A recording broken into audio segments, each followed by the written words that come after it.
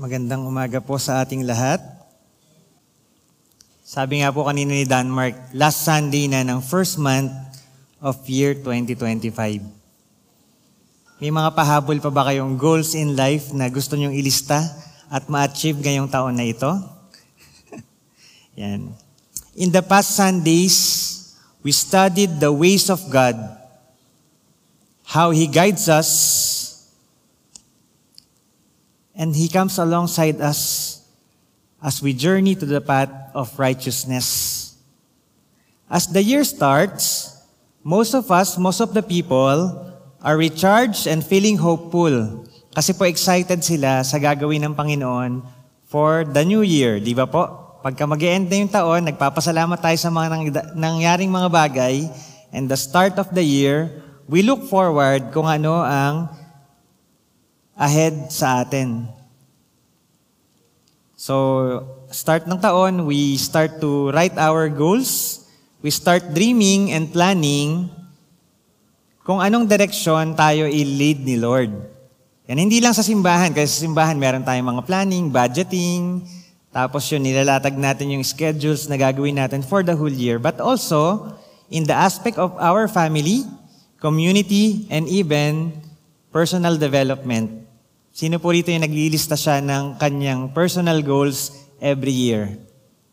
Yan, meron ba? However, as the title of our theme this month, ang title po ng theme natin this month ay Dare to Journey with God.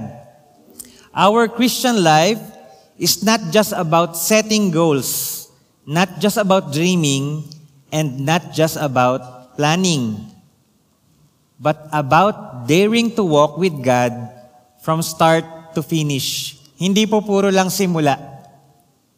To remain in Him whatever the cost. We know that living a God-glorifying life is not as easy like a short brisk walk. But living a life worthy of a gospel is a lifetime journey, never-ending, and slow-paced. Sabi kanina yung ating worship leader, si Denmark, parang mabagal daw ang kanyang buwan ngayong taong ito, no? Pero yun po talaga ang buhay Kristiyano. Maraming mga hurdles at maraming mga pagsubok na humaharap sa atin. Kaya hindi tayo speed up at ma-reach agad ang goal. Pero kasama po yun sa ating buhay bilang mga Kristiyano, no? That slowly, we are taking every step together with God. Tayo pa'y manalangin. Lord, this morning, nawa po ang inyong banal na Espiritu ang siyang lumukob sa lugar na ito, nang sa gayon maunawaan po namin ang nilalaman ng inyong kasulatan at magawa namin, Panginoon, ang mga nais nyo para sa aming buhay. Bigyan niyo po kami ng wisdom to understand your word and to do it faithfully, obediently. This is our prayer in Jesus' name. Amen. Our passage today is from the letter to the Hebrews. The author is unknown, and the only information about him is that he knew Timothy. Sinabi po yan sa Hebrews chapter 13, verse 23. And that his knowledge about Jesus was from the people who attested and heard about the message concerning the Messiah. Hebrews chapter 2. Ibig sabihin po, wala siyang direct contact with Jesus. Hindi niya nakasalamuha si Jesus nung si Jesus ay hindi pa nagre-resurrect. But he knows Timothy, a close person kay Paul, who is also a disciple, and he has heard many things about Jesus from people who attested the truth about Jesus the Messiah. Early manuscripts bear the title to the Hebrews. So katulad po ng ibang mga letters, to a letter to the Corinthians, letter to the Ephesians, ito pong Hebrews ay letter to the Hebrews, which reflect the ancient assumption that it was written primarily para po sa mga Hudyo. Sa mga Hudyo na nanampalataya kay Jesucristo, as well as sa mga Hentil, sa mga hindi Hudyo na nais manampalataya kay Jesus at susundin sa paraan kung paano mamuhay bilang mga Jewish Christians. Our passage for today talks about the great cloud of witnesses. All those who live by faith and die by faith through God's sustaining grace. Binanggit po sa chapter 11 yung listahan ng maraming mga lingkod ng Panginoon. Sila po yung binabanggit doon na great cloud of witnesses. They live by faith and they died by faith through God's sustaining grace. Several names were mentioned in chapter 11, those who by faith receive favor from the Lord. This is also known as the Hall of Faith. Kung isa-search niyo po yung Hebrews chapter 11, kadalasan pong tawag doon ay Hall of Faith kasi nakalista ron yung mga sila Abraham, sila Noah, sila Enoch, at marami pong iba. And those people mentioned are also called heroes of faith. In chapter 12, verse 1 to 2, ito pong passage natin ngayon, the author wants to point out that since there were people in the past who showed extraordinary faith in following God, then the readers who are followers of Jesus will be encouraged to live also by faith through Him. Jesus, the pioneer and perfecter of our faith. As disciples of Jesus, they must overcome the obstacle in living a holy life, endure hardships in serving the Lord, and remain faithful, focused to Jesus, the Master. All of this made possible by God's sustaining grace. Our first point is overcome obstacle. Verse 1a, therefore, since we are surrounded by such a great cloud of witnesses, let us throw off everything that hinders and the sin that so easily entangles. The author of the letter to the Hebrews acknowledges the great contributions of the heroes of faith because they have experienced victory over sin and everything that hinders from them from serving the Lord with all their heart. They have overcome the obstacle of sin, at the same time, things that hinders them from serving God with all their heart. The word cloud, or nephos in Greek, draws on the image to convey a sense of divine witness and spiritual reality. In the New Testament, nephos, or yung cloud nga po doon na sinasabi, is used metaphorically to describe a large group or multitude, often in the context of witnesses or observers. It conveys the idea of an encompassing presence, much like a cloud that envelopes the sky. So yung binanggit po dun sa Hall of Fame, yung mga heroes of faith, hindi lang po rin sila. Hindi lang po kayang i-enumerate lahat ng author ng Hebrews, itong great cloud of witnesses na ito. So hindi po limited yung great cloud of witnesses na yon dun sa mga nailista lang na pangalan. Even yung mga kilala natin who have gone before us, at nauna na sila sa piling ng Panginoon, who have lived a faithful life serving the Lord, they are also part of the cheering squad na nag-cheer para sa atin. That kaya mo yan, anak, kaya mo yan, kapatid. Ipagpatuloy mo ang iyong takbo patungo sa presensya ng Panginoon. This means that the multitude watching over us are not just merely people from afterlife, but a divine presence. God is watching over us, guiding us by His presence, and by His grace will bring us home. Kung babasahin po yung Hebrews chapter 12 verse 1 na the Message version, ito po ang sabi, do you see what this means? All these pioneers who blazed the way, all these veterans cheering on us, it means with better get on with it. So ang expression po nung author ng Hebrews that these people na nauna sa atin, sinicheer daw po bawat Kristiyano. Sinicheer nila para magpatuloy tayo sa ating lakad bilang mga matuwid na mananampalataya ng Panginoong Hesukristo. The author pictured these previous champions of faith as spectators from the heavens, cheering us as we press on to overcome present discouragement as in an athletic competition. Inihahalin tulad po ng author sa isang karera ang buhay Kristiyano. At habang tayo daw ay tumatakbo papunta sa finish line, tayo ay chine-cheer ng mga nauna na sa atin at nakatapos na sa karera ng buhay. Therefore, when we feel frustrated about life and we are about to give up, think about the men and women in the Bible.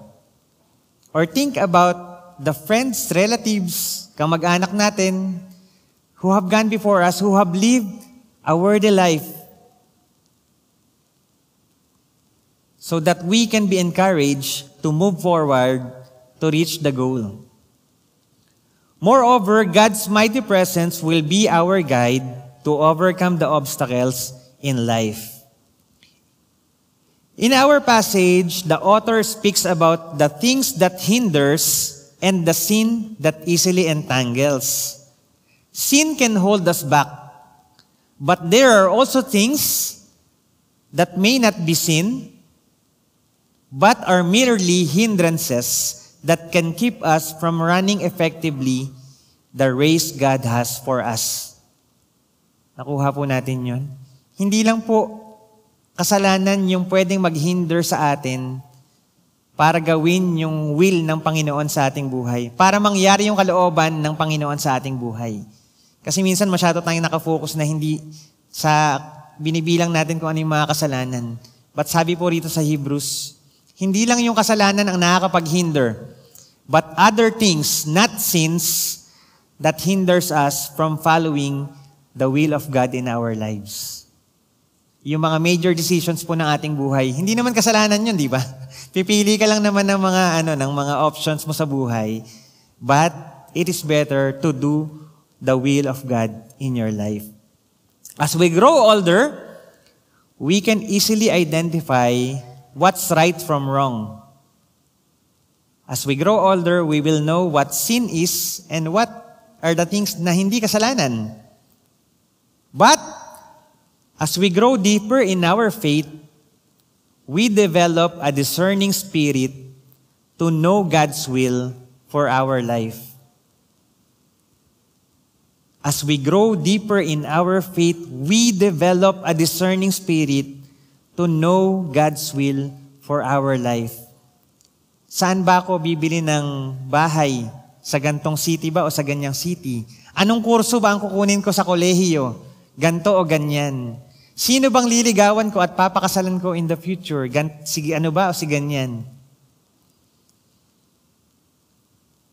Pag dinesire po natin na mag-deepen yung ating pananampalataya sa Panginoon at lumalim yung ating espiritualidad, tuturuan tayo ng Panginoon to discern what His perfect will for us.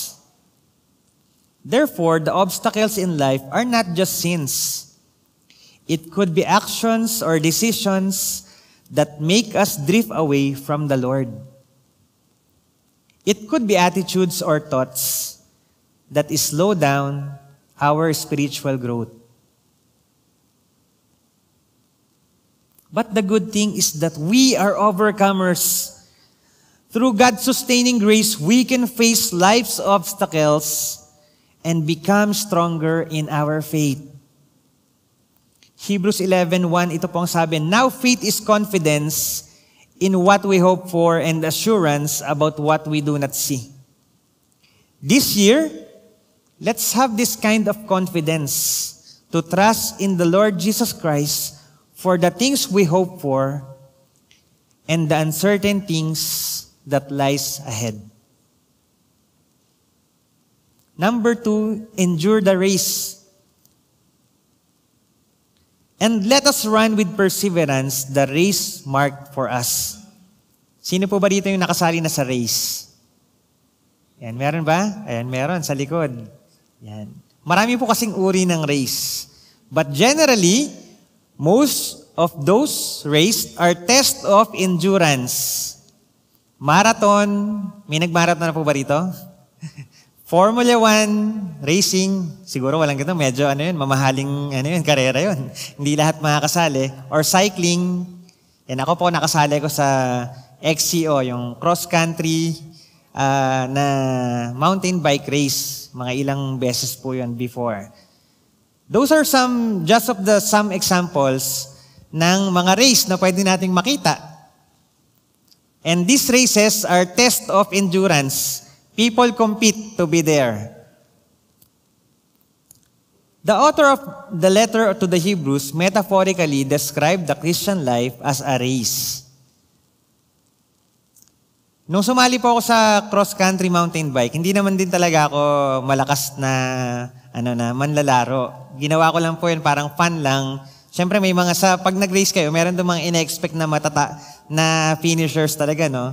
Yan. So ako lang, for fun lang dahil nga nahilig po ako sa pagma-mountain bike before. So after ng race, even before pala ng race, syempre magte-training, test mo yung endurance mo, masakit sa katawan. During the race, habang ginagawa mo na yun, sakit sa binte. Kasi usually po, paikot-ikot sa timberland, sa bundok. Meron din sa Antipolo, sa taas naman. May mga truck din po ron. So, paulit-ulit, dadaan ka sa mga rough road at paakyat po, yan, masakit po sa katawan. At even after ng race na yon, mararamdaman po yung sakit ng katawan. A marathon is not a fun run. Sino naka-join ng fun run? Yung mga 5K, 10K, 15K. Marathon kasi 21, 41 talaga yung talagang marathon. Sino naka-join na ng Formula 1? Wala pa, pero siguro yung mga bump car. O kaya yung sa SM North, yung meron dong racetrack, go-kart. A Formula 1 race is not a joyride.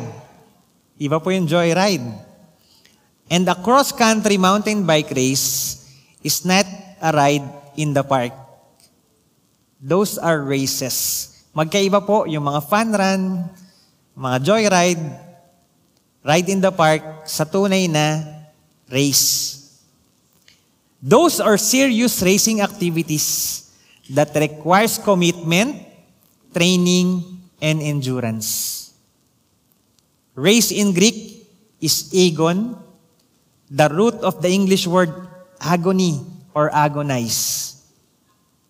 It is a contest, a struggle, a grueling conflict. It's a fight, and figuratively, a positive struggle that goes with fighting the good fight of faith. At nakasulat po sa 1 Timothy chapter 6 verse 12, fight the good fight of the faith. Take hold of the eternal life to which you were called when you made your good confession in the presence of many witnesses. Therefore, we can say that the life of a Christian is not a comfortable life. Tama po ba? It is a race. It is agonizing. A race that we must run with perseverance. We need commitment. We need training. And we need endurance so that we can remain faithful to our calling until the end. Kaya po maraming mga young Christians ang nahihirapan makasurvive sa buhay Kristiyano dahil ang napresent sa kanila na gospel ay yung presentation na hindi pwedeng tanggihan. Kasi puro give out. Ang saya maging Kristiyano, pumunta ka dun sa church namin, masaya ron, may kainan, hindi ka na malulungkot, tatawa ka na lang lagi. Ayun ang napresent kasi gusto mo i-convince yung tao na maging Christian. Kaya binibigay mo sa kanya yung bagay na hindi niya kayang tanggihan. They were promised a good and happy life when they accepted Jesus as Lord and Savior. Kaya po pagdating ng panahon na makasubok sila, makaharap sila ng pagsubok, ay madali silang mapapagod at susuko na lamang. Dahil hindi nila na-expect na ganito pala maging Christian. Ang akala ko masaya. Ang akala ko hindi na ako magkakaproblema. But no, Christian life is not a comfortable life. Luke chapter 9, 23 to 24, sabi po, "Then he said to them all, whoever wants to be my disciple must deny themselves and take up their cross daily and follow me. For whoever wants to save their life will lose it, but whoever loses their life for me will save it." Sinabi po ni Jesus, no? Kung gusto mong maging tagasunod ni Hesukristo, isang tabi mo yung iyong sariling pangarap, isang tabi mo yung iyong sariling kagustuhan, i-take up mo ang cross araw-araw. Ibig sabihin, handa kang magdusa para sa iyong pananampalataya at sundan mo ang Panginoong Hesukristo. Those who understand the cost of being disciple of Christ will endure the race. They will continue to run even when they experience agonizing pain of living against this sinful world. So ang tanong ko po, mahirap po ba maging Christian? Mahirap po bang magsabi ng totoo, yung hindi ka magsisinungaling? Mahirap po bang magpakumbaba? Mahirap po bang maging mapagbigay? Mahirap po ba na iwan yung mga bisyo natin? Mahirap po bang maglingkod sa Panginoon ng tapat? Mahirap po. Yun po ang sagot. Mahirap po, but by God's sustaining grace, we will endure. Isaiah 53, verses 3 to 5. Buksan niyo po yung mga Biblia niyo kasi hindi po kasya sa slide. "He was despised and rejected by mankind, a man of suffering and familiar with pain. Like one from whom people hide their faces, he was despised, and we held him in low esteem. Surely he took up our pain and bore our suffering. Yet we consider him punished by God, stricken by him, and afflicted. But he was pierced for our transgressions. He was crushed for our iniquities. The punishment that brought us peace was on him. And by his wounds, we are healed." Si Jesus po ang tinutukoy nung propeta Isaiah nung na-receive niya ang mensahe niya ito mula sa Panginoon. Jesus took all the pains and punishment that our sins deserve. That is only through God's loving and saving grace. So hindi ko po kayo tinatakot na mahirap maging Kristiyano. Marami na po talagang Christian na na-test na ng panahon. Sa mga younger ones at sa mga nag-iisip pa kung nais nilang mag-commit at tanggapin si Jesus bilang Diyos na tagapagligtas. Sinasabi ko po sa inyo, mahirap po maging Kristiyano dahil iiwan mo yung dati mong buhay na makasalanan, iiwan mo yung dati mong buhay na iniisip mo lang sarili mo, but by the grace of God, we can continue the race. Kakayanin po natin to sa pamamagitan ng grasya ng Panginoon. And finally, number 3, focus on Jesus. Verse 2, "Fixing our eyes on Jesus, the pioneer and perfecter of faith, for the joy set before him, he endured the cross, scorning its shame, and sat down at the right hand of the throne of God." That's why we must fix our eyes on Jesus. Looking unto Jesus means we must turn away from anything that could distract us from following Him. Focusing on Jesus, ibig sabihin po nun, hindi na tayo titingin sa iba pa. Yan. Kung meron kang asawa, nag-promise ka sa asawa mo na hindi ka natitingin sa ibang babae. Ganon. Parang tayo po, we are married with Christ. The church is the bride of Christ. Hindi na po tayo hahanap pa ng iba pang tagapagligtas o iba pang magsasatisfy sa ating buhay kung hindi matatagpuan lamang natin yon sa ating tagapagligtas na si Hesukristo. Jesus is not only the author of our faith, He is also the finisher. One may say that Jesus is with us at the starting line and the finish line and all along the way of the race that He sets before us. Kasama natin ang Panginoon. Nung tayo'y nag-commit na susunod sa Kanya, kasama natin ang Panginoon sa hirap at ginhawa ng ating buhay Kristiyano at kasama natin ang Panginoong Hesukristo hanggang wakas na tayo'y kukunin sa piling, na tayo'y pupunta sa piling ng ating Amang nasa langit. Jesus did not regard the cross itself as a joy, but He could look past the horror of the cross to enjoy the joy beyond it. So yung pagkapako po ni Hesukristo sa krus ng Kalbaryo, hindi niya yung kinatuwa. Malungkot nga siya, di ba, sa Garden of Gethsemane kasi ipapako na siya sa krus. Pero yung resulta ng pagkapako niya sa krus na tayong mga makasalanan ay naitawid mula sa kadaliman papunta sa liwanag. Yun po ang nagbigay ng kaligayahan sa ating Panginoon that there is the victory on the cross. Therefore, to focus on Jesus means that we must rely on Him in all situations, believing in His power and goodness, spending time in prayer and meditating on His words, to strengthen our relationship with Him, reading and understanding the Bible, to learn more about His life, His teachings, and the message of salvation, striving to imitate His example of humility, compassion, and kindness to others. In the midst of life's trials and tribulations, it can be easy to lose sight of what truly matters. God's grace helps us to keep our eyes fixed on Jesus, the author and perfecter of our faith.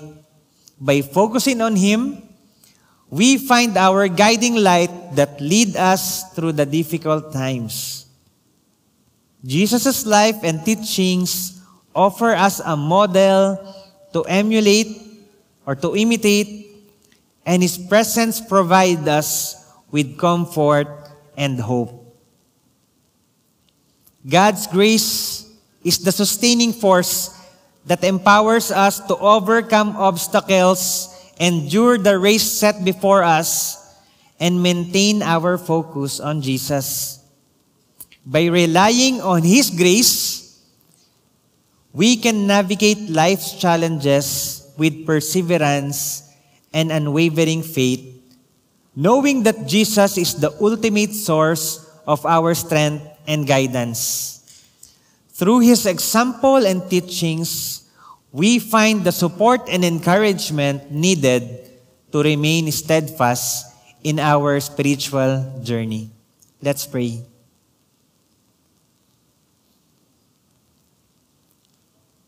Lord, may your message this morning speak to every one of us.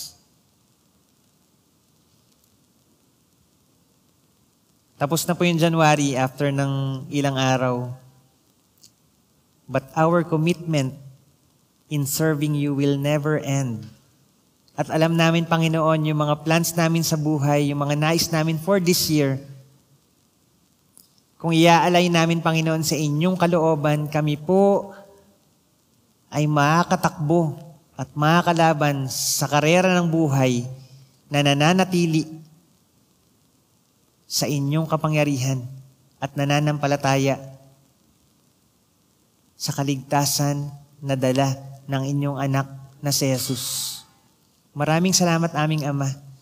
Dalangin ko po na ang inyong mensahe ngayong umagang ito ang makapag-encourage sa amin, sa bawat isa sa amin, Panginoon, to continue, to move forward. At walang makakahadlang, Panginoon, para kami ay patuloy na maglingkod sa inyo. Ito po ang aming dalangin sa pangalan ni Jesus. Amen.